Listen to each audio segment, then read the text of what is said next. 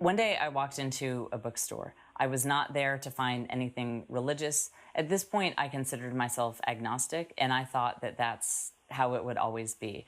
I'd begun dabbling in Buddhism because I live in Austin and it's required by law that we all dabble in Buddhism at some point. And I never expected my religious exploration to go any further than that. And I saw this book, literally just kind of stumbled across it. I'd never been in the Christianity section of a bookstore or a library in my life, except for when I was in 4th grade. Once I went into the Christianity section and I took all the Bibles in our school library and I put them in the fiction section because I thought I was so edgy. So I'd never been back in the Christianity section since then. And I saw this book called The Case for Christ by Lee Strobel. And it said that this guy was a former atheist. And I read through it, and the author said, Lee Strobel said in the book, he said, "I'm not trying to convince you to convert to Christianity on the spot." He said, "I'm just trying to convince you that there is enough evidence for Jesus Christ that it's worth looking into a little further. It's worth exploring this."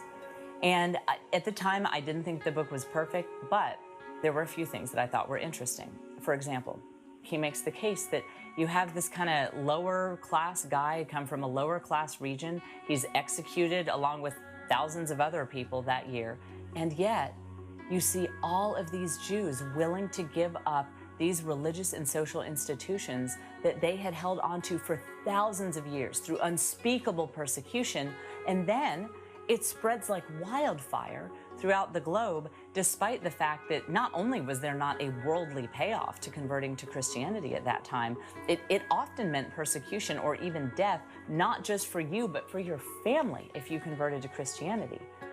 And Strobel said, "How do you explain that?" And he said, what we as Christians think is that those people saw Jesus risen from the dead. And I thought, maybe I should look into this a little more. I didn't think Christianity was true, but I was intrigued.